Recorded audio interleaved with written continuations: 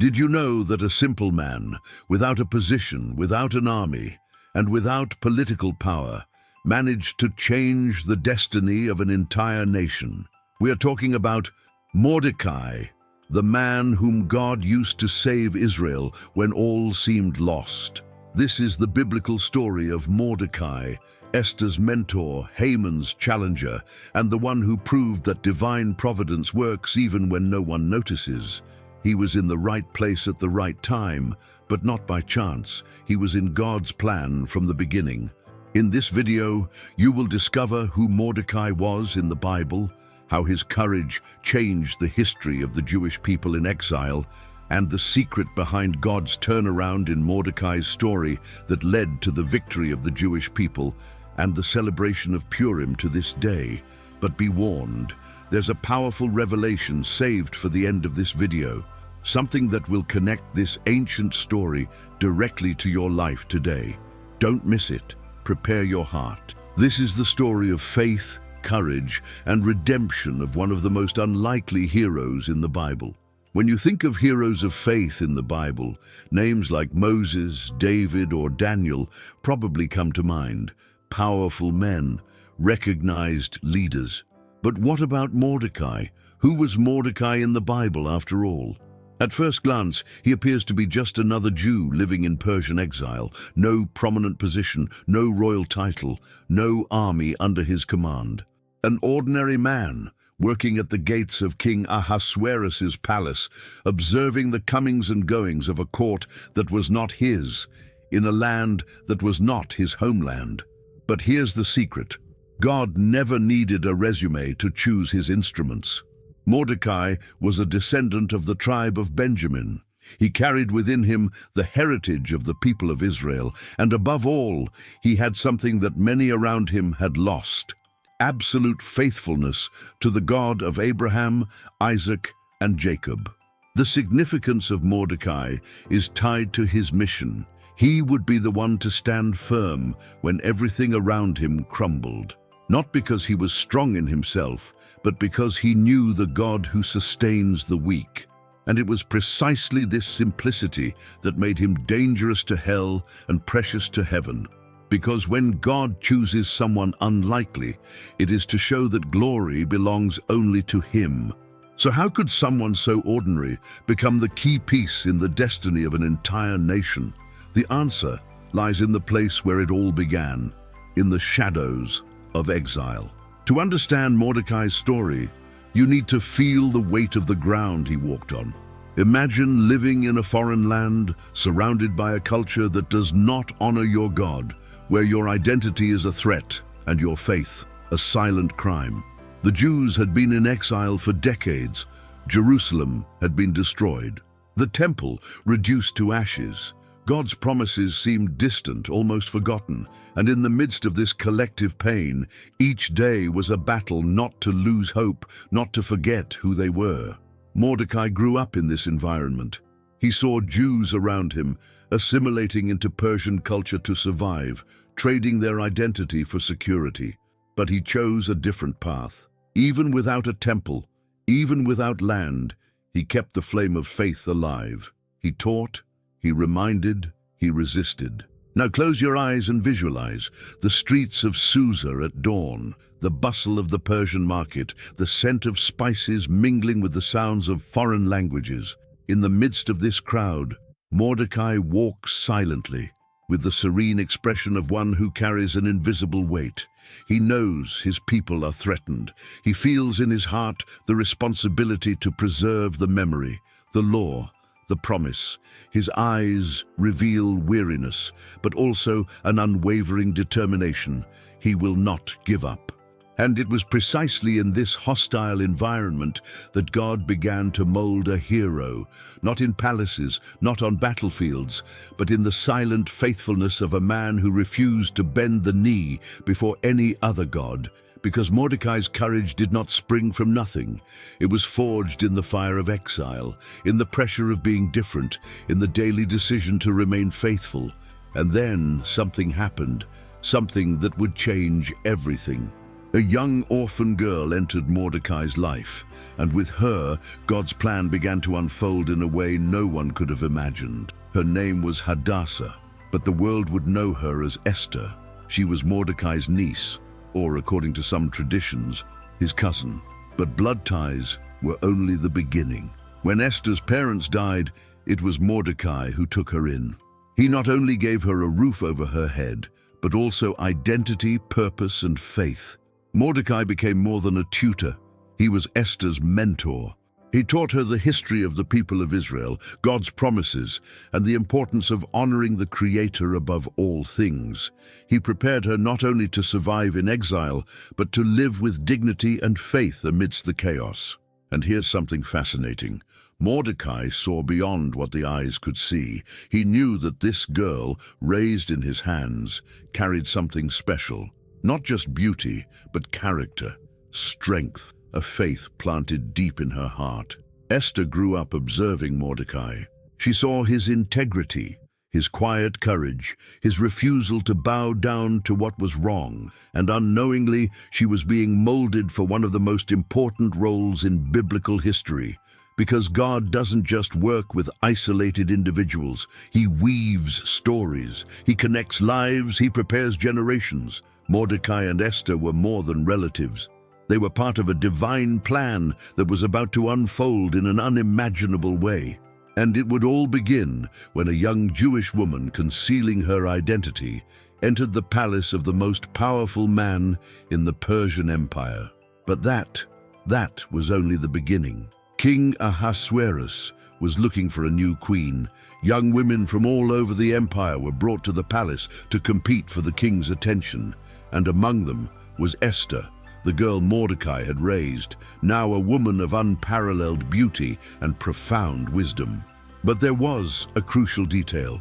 Esther did not reveal that she was Jewish, and this was not by chance. It was a direct instruction from Mordecai.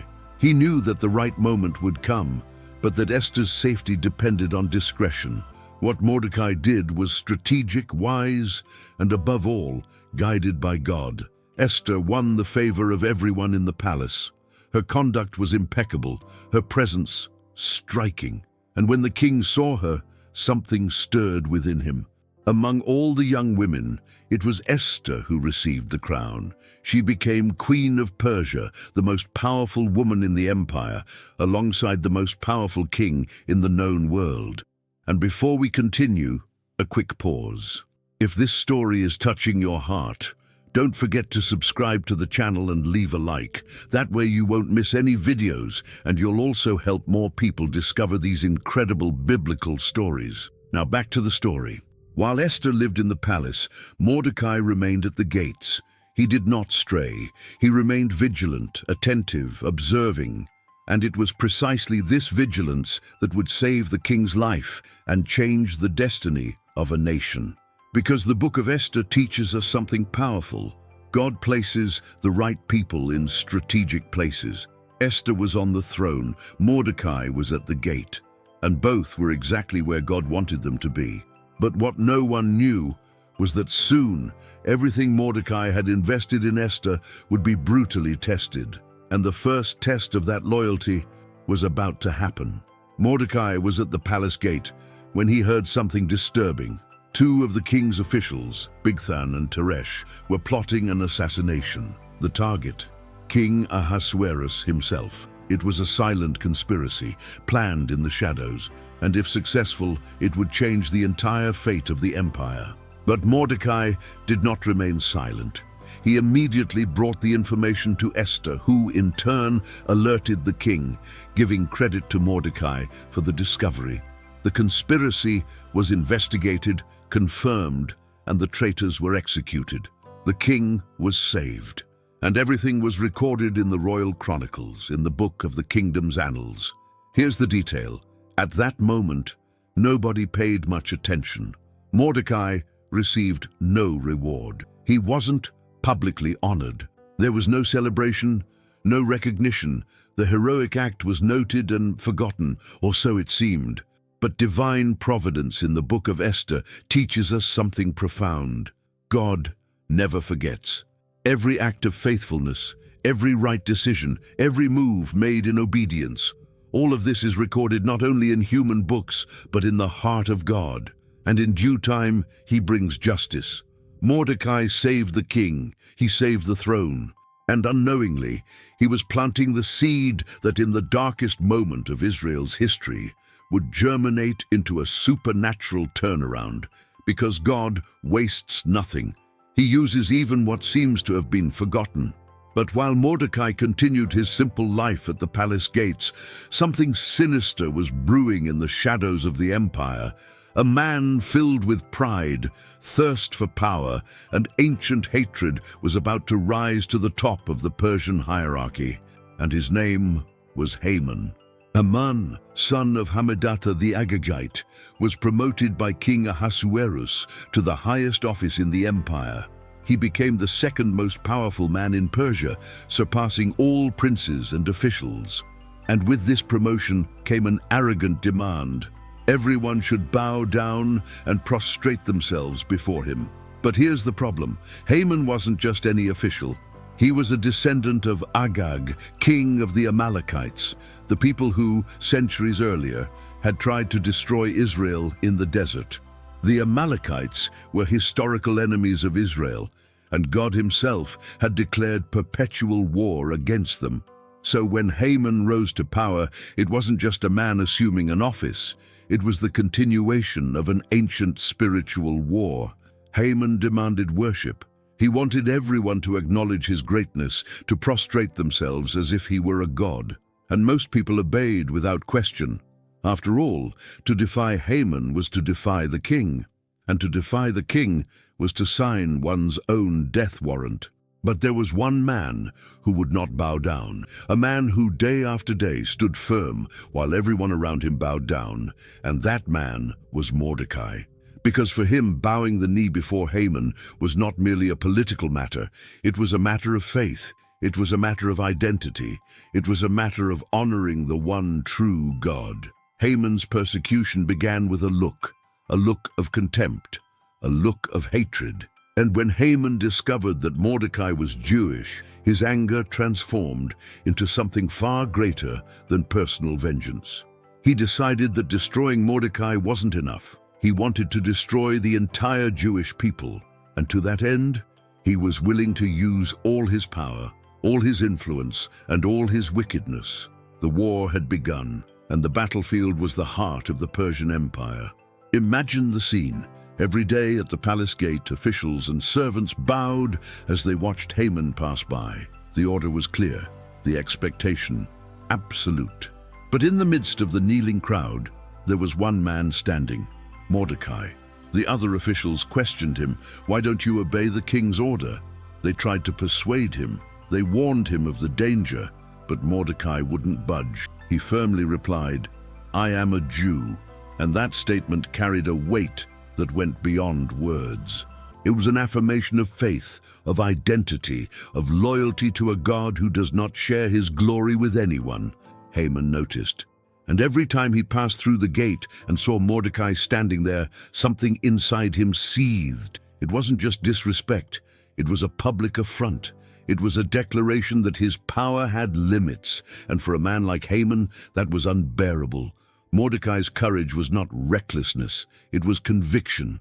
He knew that bowing down to Haman would mean denying everything he believed in, everything he had taught Esther, everything his people stood for. Mordecai's defiance of Haman was not political rebellion, it was spiritual obedience. And then Haman's anger overflowed.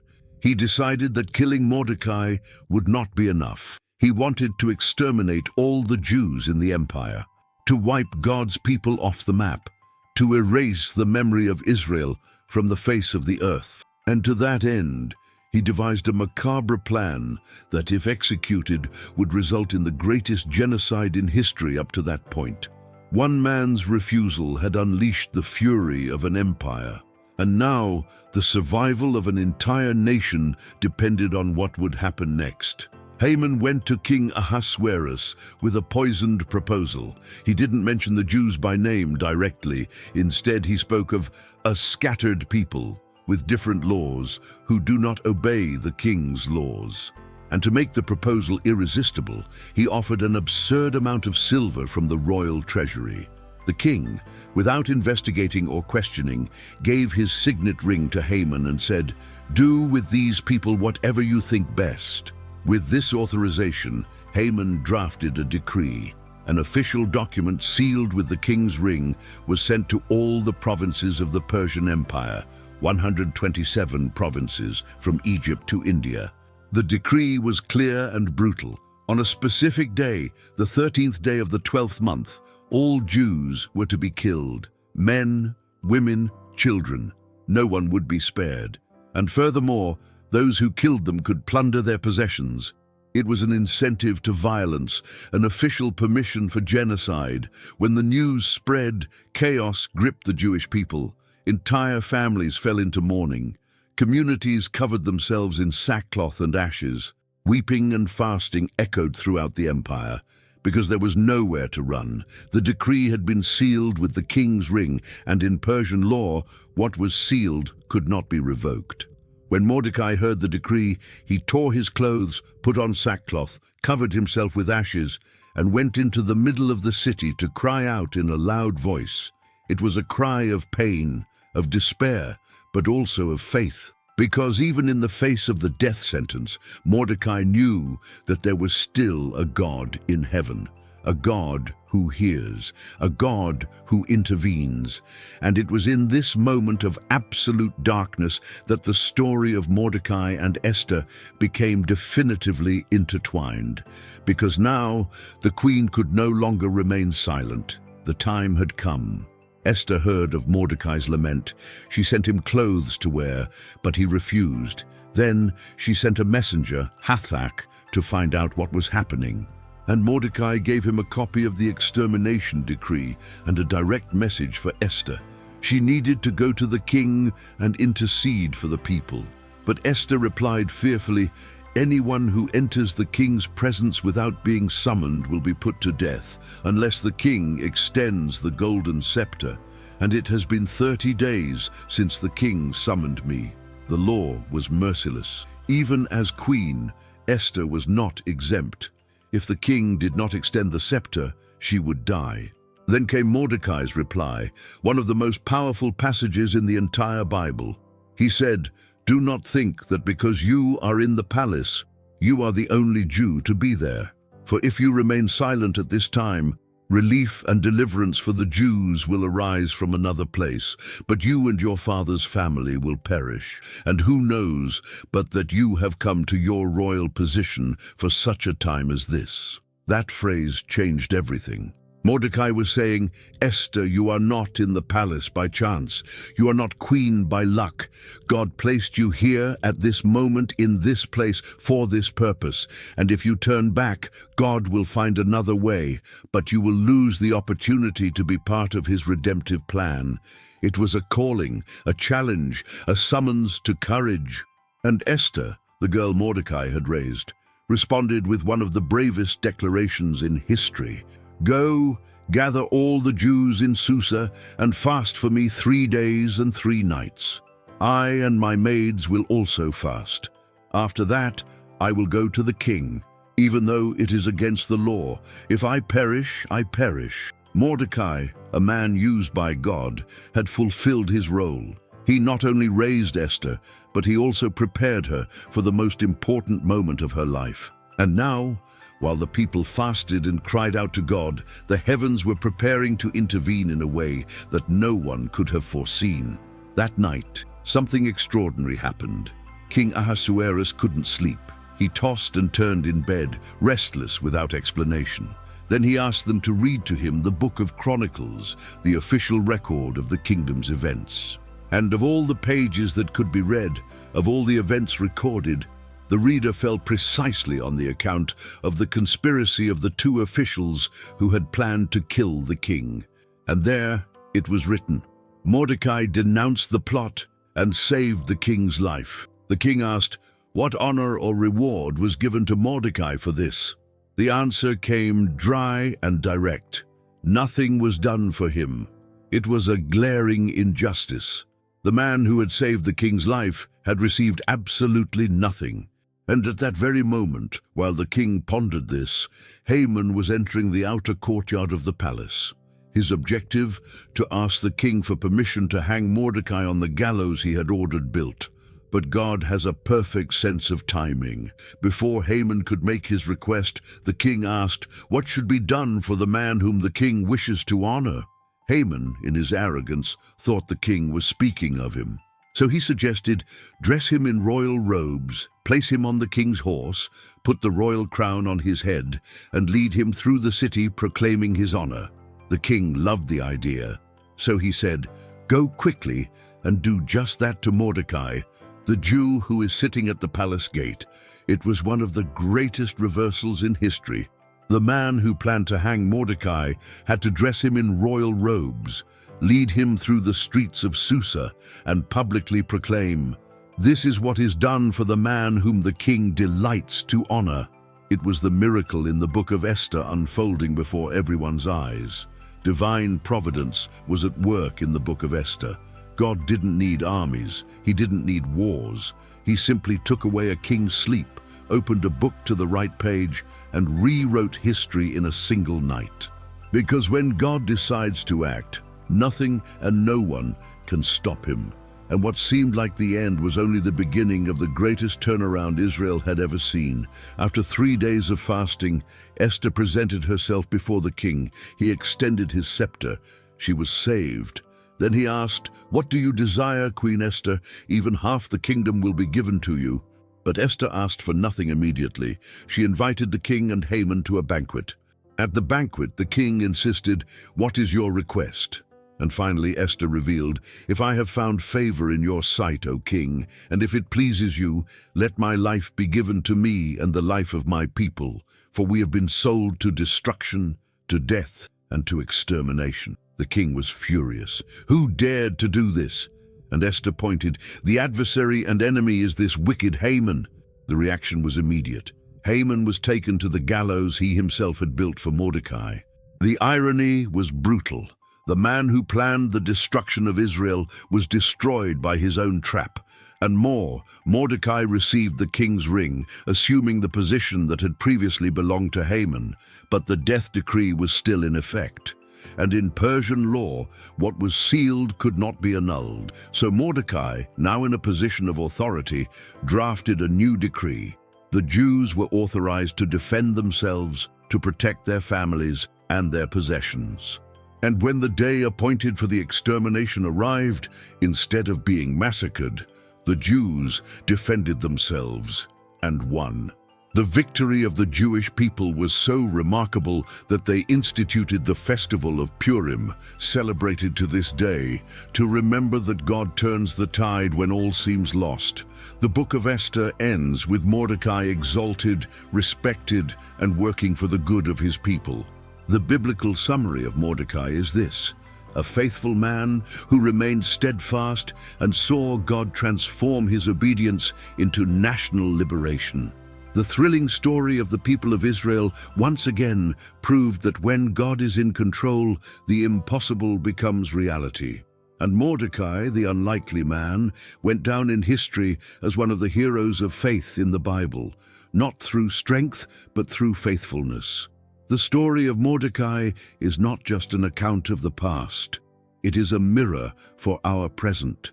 How many times have you felt insignificant? How many times have you thought that your position, your job, your place in life had no purpose? Mordecai teaches us that God uses ordinary people in extraordinary situations. He had no political power. He had no riches. He had no army. But he had something the world cannot give: faithfulness to God. And it was this faithfulness that changed the destiny of an entire nation.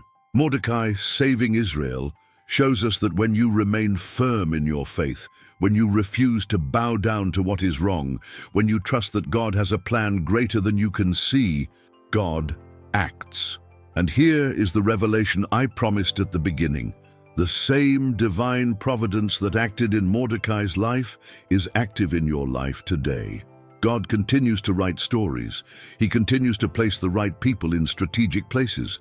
He continues to turn the tide when all seems lost. The question is, will you trust? Will you remain faithful? Will you believe that, like Mordecai, you were placed where you are for such a time as this? Perhaps you are going through a time of exile. Perhaps you are facing an enemy that seems bigger than you. Perhaps you feel you are at the palace gate, invisible, forgotten. But remember, God sees, God records, and in due time, He acts. Now I want to hear from you. Which part of this story touched your heart the most? How does Mordecai's faith challenge your own journey? Leave your comment below. And if this video impacted you, share it with someone who needs to hear this message. Subscribe to the channel, turn on notifications, and don't miss the next videos about the heroes of faith who changed history. May Mordecai's courage inspire you, may Esther's faithfulness challenge you, and may the divine providence in the book of Esther remind you that the God who turned the tide in Israel continues to act today. Because Mordecai's story is, at its core, the story of a God who never abandons His people. Stay in peace. And remember, God is writing your story too.